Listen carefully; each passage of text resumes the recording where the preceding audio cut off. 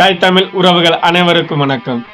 ஒரு 100 ஆண்டுகளுக்கு முன்பாக இந்த நாட்டின் விடுதலைக்காக போராடிய ஒரு புரட்சியாளனை கடைசியா அவனை தூக்கு மேடையில் நிப்பாட்டி உன்னுடைய கடைசி ஆசை என்னன்னு கேட்டபோது, பாலுக்கு இயங்காத குழந்தை, கல்விக்கு இயங்காத மாணவன், வேலைக்கு அலையாத இளைஞன், இப்படி ஒரு தூய தேசத்தை உருவாக்குவதே என்னுடைய கனவு இந்தியா அப்படின்று புரட்சியாளன் பகத்சிங் கூறாப்புல.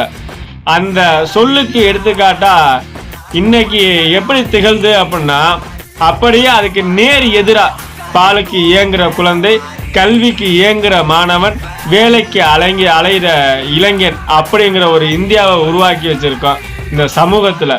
ஏன் இதை சொல்றேன் அப்படின்னா, கிருஷ்ணகிரி மாவட்டத்துல சிப்கார் தொழிற்பேட்டையில் 85 இடங்களுக்கு ஏறக்குறைய 2000 இளைஞர்கள் அந்த வேலைவாய்ப்புக்கு கூடி நிற்கிற அந்த ஒரு நிகழ்வு இந்த நாட்டில் அவ்வளவு ஒரு வேலையில்லா திண்டாட்டம் இருக்குது அப்படிங்கிறத வெளிப்படுத்துது.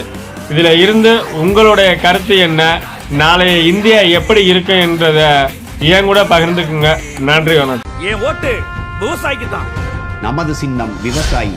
ஓட்டு பாருங்க ஓட்ட, அப்புறம் பாருங்க நாட்டை.